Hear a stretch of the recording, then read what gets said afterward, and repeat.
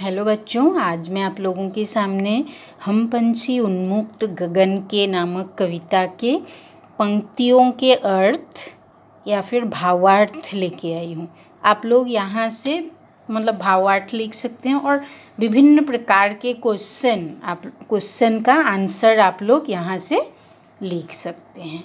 ठीक है, तो देखिए पहला जो स्टेंजा है, हम पंछी उन्मुक्त गगन के पिंजरबद्ध न गा पाएंगे, कनक तीलियों से टकराकर पुलकित पंख टूट जाएंगे। तो उसका अर्थ मैंने नीचे दिया है। कवि के अनुसार पक्षी खुले आसमान के आज़ाद जीव है, वे कभी पिंजरे में बंद होकर नहीं रह पाएंगे।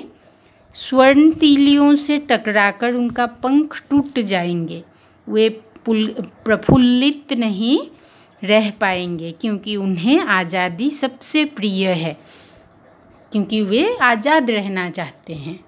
ठीक है बच्चों, नेक्स्ट स्टेंजा देखिए। हम बहता जल पीने वाले मर जाएंगे भूखे प्यासे, कहीं भली है कटुक निबोरी कनक कटोरी की मैदा से। यहाँ कहा है कवि ने पक्षियों के द्वारा कि पक्षी खुले आसमान में बहता जल पीने वाले जीव है, मतलब नदी के पानी पीने वाले जीव। वे भूखे मर जाएंगे लेकिन सोने की कटोरी में मैदा नहीं खाएंगे, मतलब खाने की चीज़ें। मैदा आप लोग तो पहचानते ही है। उनके लिए सोने की कटोरी के मैदा से कड़वी निबोरी ही अच्छी है। ठीक है, अब आया नेक्स्ट। स्वर्ण श्रृंखला के बंधन में अपनी गति उड़ान सब भूले, बस सपनों में देख रहे हैं तरु की फुनगी पड़ के झूले। इन पंक्तियों के जरिए उन्होंने कहा है, सोने के जंजीर के बंधन में रहकर हम अर्थात पक्षी अपनी गति और उड़ान भूल गए हैं। अब बस वे वृक्ष की ऊंची डाली पर झूला झूलने के सपने देख रहे हैं। मतलब पहले जिस तरह से जब वे मुक्त थे, बंधन में नहीं बंधे थे, मतलब तब वे क्या करते थे, ऊंची डाली के झूले पर झूला करते थे। लेकिन अब वे उसका ऊंची डाली पर झूला झूलने के सपने देखते हैं, क्योंकि वो उन लोगों का सपना हो गया। वे बंधन में बंध गए, अब जंजीर में, मतलब पराधीन हो गए, अब आज़ाद नहीं रहे हुए। ठीक है, अब नेक्स्ट। ऐसे थे अरमान की उड़ते नीले नभ की सीमा पाने, लाल किरण सी चोंच खोल चुगते तारक अनार के दाने।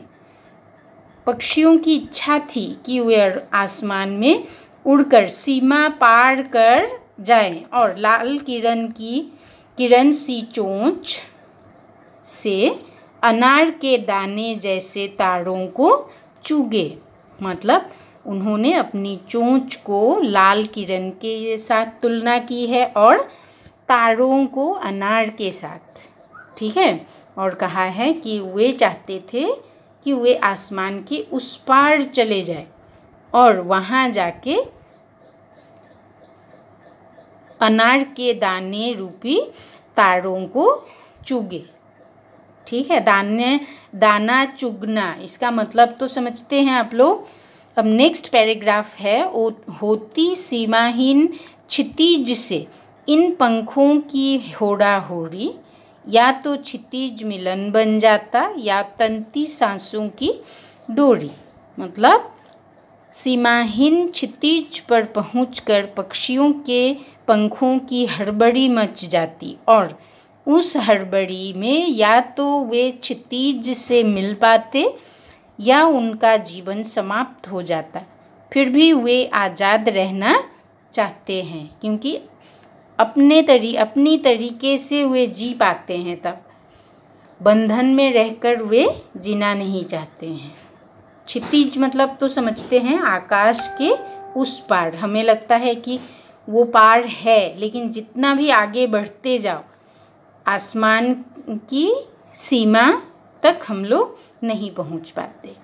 ठीक है, तो नीड़ न दो चाहे टहनी का, आश्रय छिन्न भिन्न कर डालो, लेकिन पंख दिए हैं तो आकुल उड़ान में विघ्न न डालो।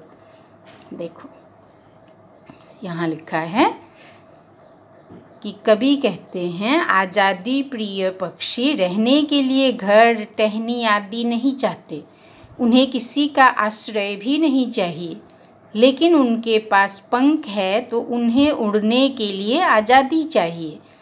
वे अपने उड़ान में कोई विघ्न नहीं चाहते, मतलब वे उड़ना चाहते हैं अपनी तरीके से, वे आज़ाद रहना चाहते हैं।